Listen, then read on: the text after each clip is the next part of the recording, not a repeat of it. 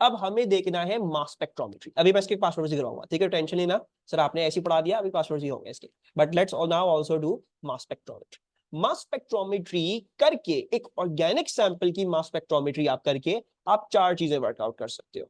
The first thing is it's MR, the second thing is the number of carbon atoms in it, the third thing is whether the compound has a chlorine और bromine, and the fourth thing is you can also work out specific fragments of it. ठीक है, वो भी हम सब कर सकते हैं, और हम बारी बारी ये सब कुछ देखेंगे ये क्या होता है क्या नहीं होता। ठीक है, अच्छा, working out MR and number of carbon atom. सबसे पहले तो मॉलिक्यूलर मास कैसे निकलेगा और कार्बन एटम कैसे निकलेंगे ये देख लेते हैं मास स्पेक्ट्रोमीटर के ग्राफ से। ठीक है, अब ये मैंने आपके सामने क्या रखा हुआ है, मास स्पेक्ट्रोमीटर का ग्राफ रखा हुआ है, जिसको हम मास स्पेक्ट्रोग्राम कहेंगे। ठीक है, ये आपके पास है, मास स्पेक्ट्रम भी कह सकते हो इसको। ये किसका है, हेक्सेन का है। ये मैंने ऊपर लिखा हुआ है, लेकिन ऑब्वियसली एग्जामिनर आपको नहीं बताएगा। हमें आइडेंटिफाई करना है, हमें डिड्यूस करना है कि ये हेक्सेन है कैसे नहीं, उसको प्रूव करना है। ठीक है, अच्छा, नाउ जब भी आप किसी भी चीज की स्पेक्ट्रोमेट्री करते हो ना, मास स्पेक्ट्रोमेट्री करते हो किसी भी मॉलिक्यूल की, ठीक है, तो there are certain peaks that are possible. ठीक है, मास स्पेक्ट्रोमेट्री में आपको यह चीज याद रखनी है,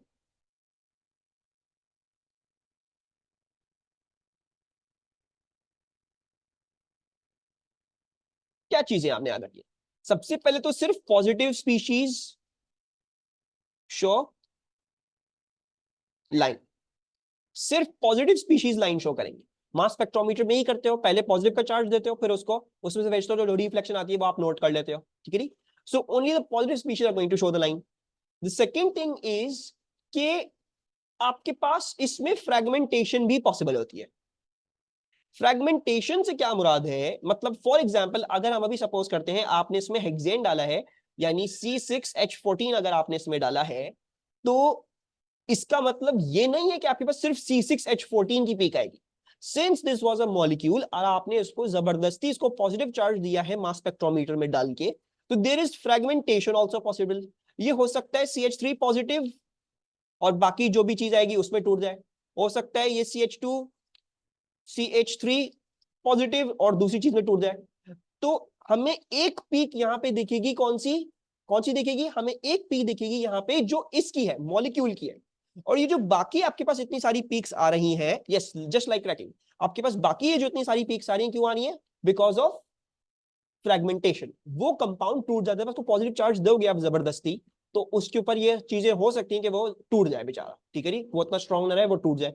तो बीच बीच में से C6H14 बहुत सारे तरीकों में टूट सकता है, it can break in multitude of ways. CH3 positive और कुछ और निकल आए, दूसरी कोई और चीज बन जाए, and so and so for, can break into many many things. So therefore you are seeing so many lines over here. ये सारी फ्रेगमेंटेशन की लाइंस आती है, ये सारे फ्रेगमेंट्स हैं, all of these are fragments. ठीक है, लेकिन अभी फिलहाल हम किस चीज कंसर्न है, हम अभी फिलहाल कंसर्न इस चीज के साथ हैं, मुझे अभी जो निकालना है, I need to focus on two very very important peaks, and those peaks are the M peak and the M+1 peak. ठीक है, ये पीक्स क्या होती हैं, अब सबसे पहले तो ये कहां है और इसको आइडेंटिफाई कर दो, ये हमें क्या बता रही। ठीक है, ये मैंने मार्क किया हुआ है फ्रेगमेंट्स। अच्छा, आपको नजर आ रहा होगा नुमाया तौर पे ये पीक अकेली है, सबसे अकेली है और सबसे बड़ी है, राइट, मतलब अकेली है सबसे, और सबसे बड़े मास नंबर पे आ रही है। ठीक है, लेकिन इसके साइड में गौर से देखोगे तो इसी के बाद एक नंबर बाद क्या आ रही है, आपके पास एक और पीक आ रही है। दिस पीक, दिस वन, इसको ग्रीन से कर लेते हैं, this one is the M peak. ये हमारी क्या है, this is our M peak, ये हमारी M पीक है। और ये जो इसके बाद एक नंबर बाद आती है ना, दिस वन, और ये हमेशा से छोटी होगी, M पीक से हमेशा छोटी होगी, दिस इज M+1 पीक। ठीक है, अब ये M पीक क्या है और M+1 पीक क्या है। M peak is basically the molecular ion की पीक, मतलब जो आपने चीज इसमें डाली थी ना, जो आपने चीज इसमें डाली थी वो ही चीज आयन बन गई, मतलब अभी उसकी कोई फ्रेगमेंटेशन नहीं हुई, वो एज इट इज C6H14 जो आपने डाला वही C6H14 प्लस करके ये जो M पीक है ये वो दिखा दिया, it is showing you that. So this M peak is basically C6H14 positive. ये बात समझ में आ रही सबको। So the M peak is this one, जो आपका मॉलिक्यूल था उस पर positive charge, this is M peak C6H14 की। Is this clear, M peak समझ में आया सबको।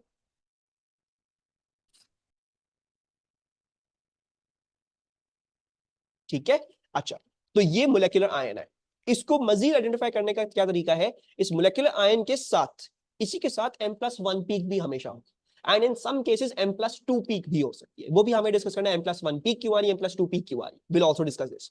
अभी डिस्कस करते हैं M+1 पीक है। उससे पहले तो डोंट यू थिंक मुझे MR मिल गया कंपाउंड का, ये जो भी वैल्यू आ रही है इधर, ये जो भी वैल्यू है यही हो गया ना इसका MR। तो मैंने मास स्पेक्ट्रोमेट्री करके मुझे ये मिल गया कि इस कंपाउंड का C6H14 का MR क्या है। मतलब अब अगर हम अंधे की तरह कर रहे थे, मुझे नहीं पता अगर ये हेक्सेन था, तो थ्रू द मास स्पेक्ट्रोमीटर जो भी आपकी एम पीक है और वो जिस भी MR पे पॉइंट कर रही है वही बेसिकली आपके कंपाउंड का MR है, that is the MR of your compound. तो मेरे ख्याल से अभी जिस चीज पे ये पॉइंट कर रही है, दिस नंबर इज, ये 85 है, दिस इज 86। और कंफर्म कर लें 86 आ जाता, 6 into 12, 12, 24, 36, 48, 60, 72, 72 plus 14 is 86। So hexane की यही एम पीक है, आपको 86 का मिल गया। तो एम पीक क्या होती है, एम पीक की मदद से हम कंपाउंड का एमआर निकाल सकते हैं। जहां पे आपकी एम पीक, वो पीक के ऊपर जो आपकी जो मास की एमआर की वैल्यू आ रही है वही उस कंपाउंड का एमआर है। Is this thing also clear? तो मैंने इस मास स्पेक्ट्रोमीटर ग्राफ से आपको ये सिखा दिया एमआर कैसे निकलता है, एमपी का मास नोट करके। ठीक है,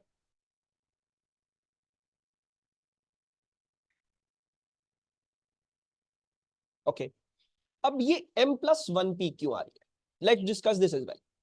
M+1 पीक आपके पास इसलिए आ रही है बिकॉज कार्बन के दो आइसोटोप्स होते हैं, एक होता है कार्बन 12 और दूसरा कौन सा होता है, सॉरी तीन होते हैं वैसे तो, लेकिन कार्बन 12 होता है, कार्बन 13 होता है और कार्बन 14 भी होता है।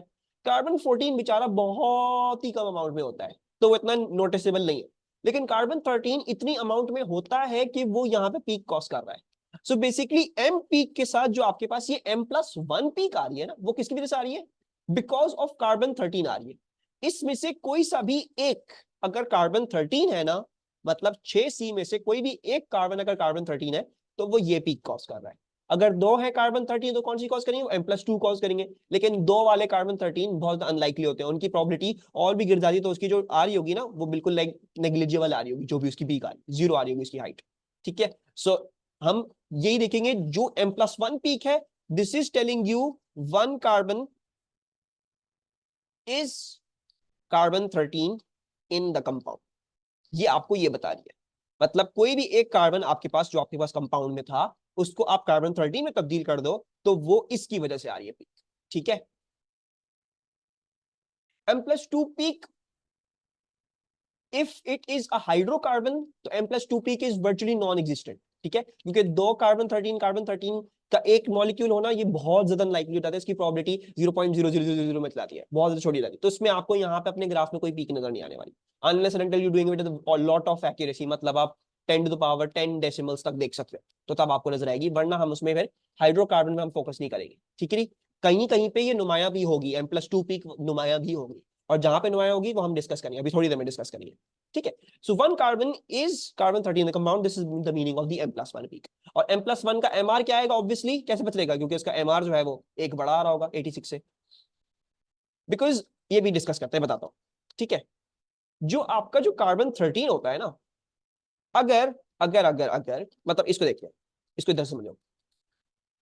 हमें पता है हर आइसोटोप की उसकी रिलेटिव अबंडेंस है ना, each isotope has its own relative abundance. आपके जो कार्बन 12 की जो अबंडेंस है ना, अगर मैं कार्बन 12 वाले की अबंडेंस 100 बोलूं ना, तो कार्बन 13 वाले की यानी M+1 वाले की अबंडेंस क्या है, 1.1% है उसके मुकाबले। इसीलिए कार्बन 13 वाली बहुत ज्यादा छोटी है, समझ रहे हो अलमा? इसकी प्रोबेबिलिटी, कार्बन 12 तो मोस्ट मोस्ट कह लो कि मोस्ट कॉमन आइसोटोप है कार्बन का, carbon 13 is the not so common isotope of carbon, so therefore you getting it's very very small peak. अच्छा, M to M+1 का रेशियो क्या होगा, 100:1.1 होगा। ठीक है, अब मैंने आपको क्या बताया, इसमें से कोई भी एक अगर क्या हो जाए, कार्बन 13 हो जाए तो ये पीक आएगी। So it would be better to say what, not 100:1.1, instead it should be that you should say 100:1.1 n।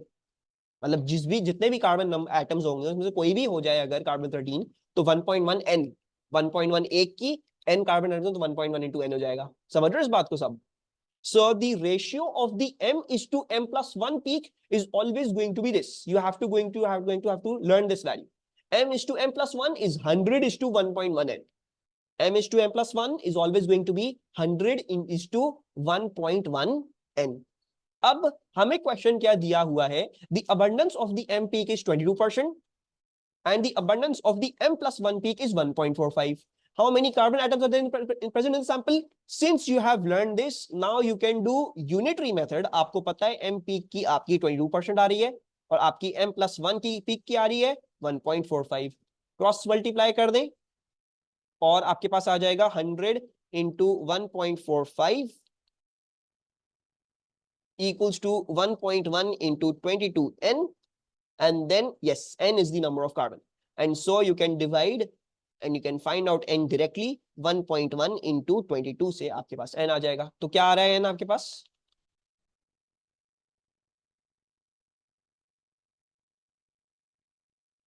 22% है ना?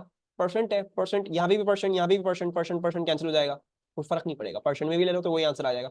20 ओवर 100 लिखो, उधर भी 1.45 ओवर 100 लिखना पड़ेगा। ठीक है, so this is working out to be 6। मतलब कंफर्म हो गया कि ये सैंपल 6 कार्बन का ही था। ठीक है जी, आपने मास स्पेक्ट्रोमीटर के थ्रू ये निकाल लिया कि ये क्या था, 6 कार्बन का ही सैंपल था। Is this clear to everyone? सबको समझ में आ रहा है ये? कोई प्रॉब्लम किसी को भी यहां तक? जी ईमान, एन वाली चीज समझ नहीं आई मेरा बच्चा? एक कार्बन 13 होने की क्या पॉसिबिलिटी थी, प्रोबेबिलिटी क्या थी? 1.1 थी। अल्मा, एक कार्बन की एक कार्बन की 13 होने की पॉसिबिलिटी क्या थी? 1.1 थी, 1.1% थी। अब अल्मा अगर तुम्हारे पास CXHY है फॉर एग्जाम्पल, तो तुम्हारे पास कितने कार्बन पॉसिबल है? एक्स कार्बन पॉसिबल है, ये एक की है। अब अल्मा मैं बोलूं एक्स कार्बन 13 की क्या पॉसिबिलिटी होगी, तुम क्या बोलोगे? एक्स इंटू 1.1, है ना? तो मैंने यही किया इधर। 100 इज टू 1.1 होती है m प्लस 1 की, लेकिन क्योंकि तुम्हारे पास n कार्बन एटम्स है तो क्या हो जाएगी? 1.1 n हो जाएगी, where n is the number of carbon atoms. समझे इस बात को? वो basically that probability gets multiplied by the number of carbon atoms. जितने कार्बन एटम्स उतना टाइम्स 1.1 1.1 ऐड होता रहेगा, क्योंकि हर किसी की अपनी प्रोबेबिलिटी है 1.1 की। We are not assuming all carbons, we are assuming this. मैं ये अज्यूम कर रहा हूं कि अगर ये 6 थे, 1 2 3 4 5 6, तो मैं अज्यूम कर रहा हूं ये वाला क्या तो कार्बन 13 है एक वक्त में, या तो ये वाला कार्बन 13 है एक वक्त में, या तो ये वाला है कार्बन 13 एक वक्त में, या तो ये वाला है कार्बन 13, या तो ये है, या तो ये है। तो कितने हो गए? एक ये, एक ये, एक ये, एक ये, एक ये, 6 हो गए। सो 6, देयर इज पॉसिबिलिटी दैट ये जो मॉलिक्यूल है इसके ऐसी 6 डिफरेंट फॉर्मूले हो जिसमें कार्बन 13 आ रहा हो। ठीक है, अगर अल्मा तुम 13 और 13 बोलते हो ना, तो फिर ये m+2 हो जाएगी, मतलब 2 बड़ी आ जाएगी। सो दिस इज नॉट, यहां पे वो ये चीज नहीं आएगी आपको नजर ग्राफ। ठीक है, इज दिस क्लियर?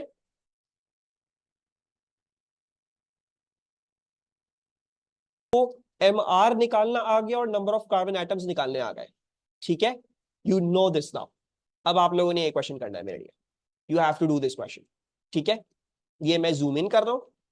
मुझे पहले तो इस कंपाउंड की MR की वैल्यू निकाल के दे दें, जो भी आपको अंदाजे के हिसाब से दिख रही है कि इसकी MR की वैल्यू क्या है। What is the MR of this thing? अंदाजा आप लोगों का? वेल, नहीं 160 170। Does everyone agree with me कि ये है एम पीक? सबको ये, सब मेरे साथ ये अग्री कर रहे हैं कि ये वाली एम पीक है?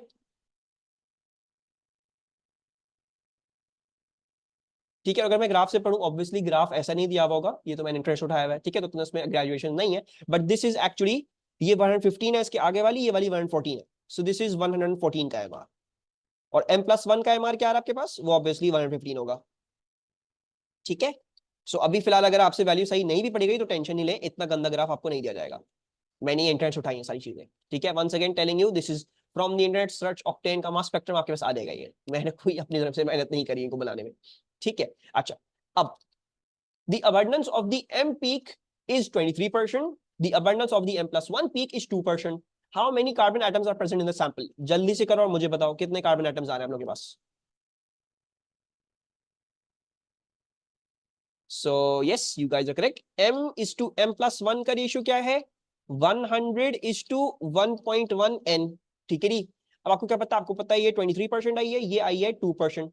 So you can now cross multiply this and you can get the value of n which approximately बल्कि exactly works out to be 7.9। exactly थोड़ा बहुत डेसिमल्स आगे पीछे आ रहे होंगे, which we can approximate to be 8 carbons. ठीक है, और ये किसका था? ऑक्टेन का ही था, 8 कार्बन ही आना चाहिए इसका। ठीक है, कोई प्रॉब्लम इन दोनों, इस दोनों ग्राफ्स में? Okay, now let's talk about the m+2 peak. m+2 peak भी पॉसिबल होती है, but it's not possible due to carbon 14 और 2 कार्बन बीइंग कार्बन 13। हो सकती है उनकी वजह से भी m+2 पीक आएगी, लेकिन उनकी प्रोबेबिलिटी इतनी लो है कि वो इतनी नेग्लिजिबल होती है कि इनकी वजह से नोटिसेबल कभी भी m+2 पीक आपको नजर नहीं आएगी। ठीक है, you will never be able to see just due to the carbon the m+2 peak noticeably. m+2 peak noticeably कब नजर आएगी? जब या तो कंपाउंड में क्लोरीन था या तो कंपाउंड में ब्रोमीन था। ठीक है, do you remember the isotopes of chlorine and bromine? Chlorine के कौन कौन से आइसोटोप्स थे और ब्रोमीन के कौन कौन से आइसोटोप्स थे? याद है किसी को? यस, पहला चैप्टर। क्लोरीन के होते हैं 35 और 37 Cl, बिल्कुल सही है। और मुत्तहर कह रहे हैं ब्रोमीन के होते हैं 79 and 81। Yes, so you guys are absolutely correct. If a compound has Cl or Br, it will also give an m+2 peak. Why? We'll discuss that.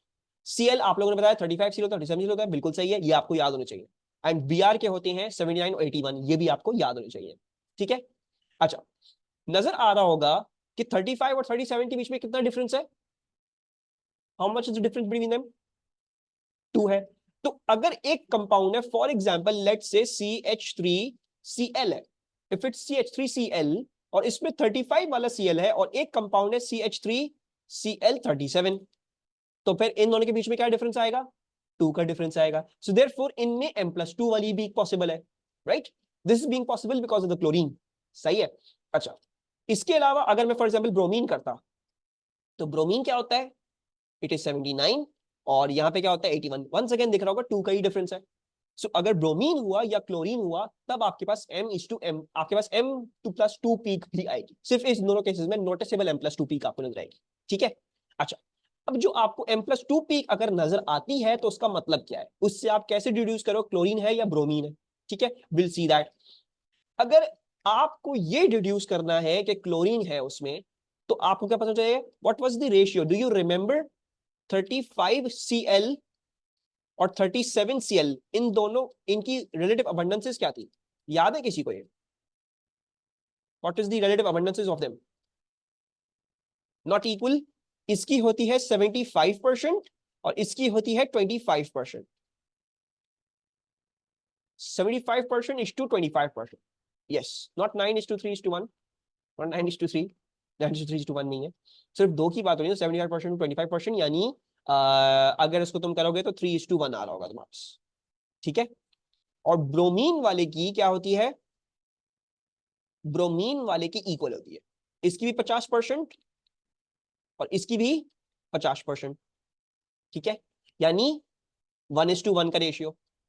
अब अगर तो आपकी m और m+2 पीक के बीच में रेशियो क्या आ रहा है? 3:1 आ रहा है, तो उसका मतलब क्या है? क्लोरीन था। और अगर आपकी m और m+2 के रेशियो क्या आ रहा है? 1:1 आ रहा है, तो फिर क्या मतलब होगा इसका?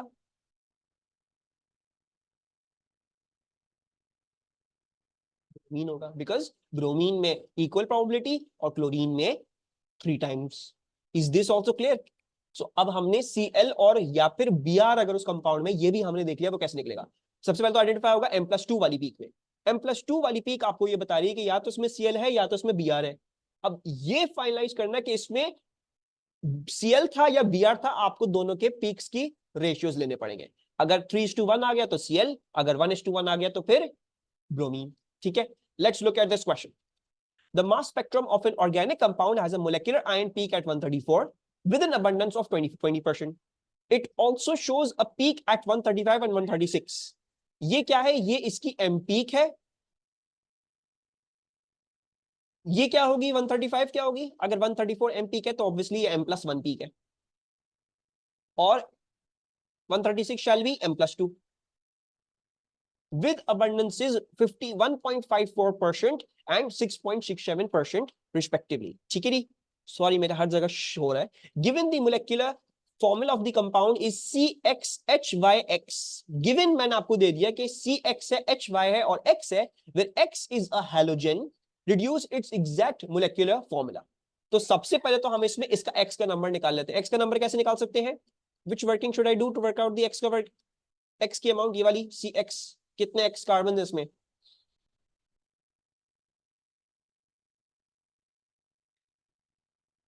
100:1.1. I know the abundance of the M peak. I know the abundance of the M+1 peak. I shall use M:M+1 का ratio and that shall be equivalent to, अगर आप इसको 100% कहते हो तो वो 1.1 times N% होगा. ठीक है जी. एंड देन आपको क्या पता है? आपको ये पता है कि इसकी 20% थी और इसकी 1.54%. So 20:1.54. What is N working out to be?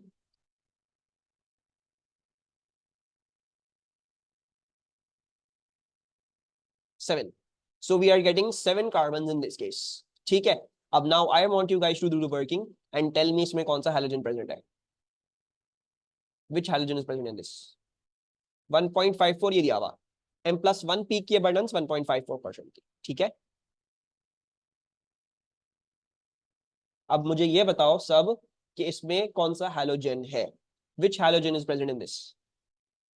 Question को देखो, इसमें से वैल्यूज एक्सट्रैक्ट करो और मुझे बताओ. तो Cl ही होगा मेरे हिसाब से. कैसे देखोगे? आपने कंपेयर करना है M और M+2 के रेशियो को. M क्या आ रहा है? M आ रहा है 20% और M+2 आ रही है 6.67%. ठीक है. अब हमें इनका सिंप्लीफाइड रेशियो निकालना है. तो I am dividing this by 6.67 और 20 को भी मैं 6.67 से डिवाइड कर देता हूं. तो ये तो आ जाएगा मेरे पास 1 और ये मेरे पास अप्रोक्सीमेटली 3 आ जाएगा. So what's the meaning of this? This means Cl is present. इसका मतलब क्या है? Cl है प्रेजेंट इसमें. अब हमें क्या करना है? We need to work out the molecular formula of this compound. मुझे ये पता है कि इसमें 7 कार्बन है. मुझे ये पता है कि इसमें एक क्लोरीन है. अब मुझे हाइड्रोजन निकालने हैं. तो मैं कैसे निकालूंगा? मुझे ये पता चल चुका है कि इसका MR जो था वो क्या था? बताया मैं MR इसका. हाँ, MR बताया मैं. ये रहा 134 is the MR as well. जो भी M पीक की वैल्यू होगी वो आपका MR भी होगा. Yes, 134 minus the masses. So out of 134 I know that 7 तो कार्बन है. तो 7 कार्बन का मास सब्ट्रैक्ट कर देता हूं, यानी 7 into 6. ठीक है, 6 होता है ना कार्बन का? नहीं, 6 नहीं 12 होता है. My bad, sorry, I am doing an idiotic mistake. Yes, 7 into 12 रोजा लग गया मुझको. अच्छा, एंड देन आपके पास क्या है? क्लोरीन है. क्लोरीन का क्या होता है?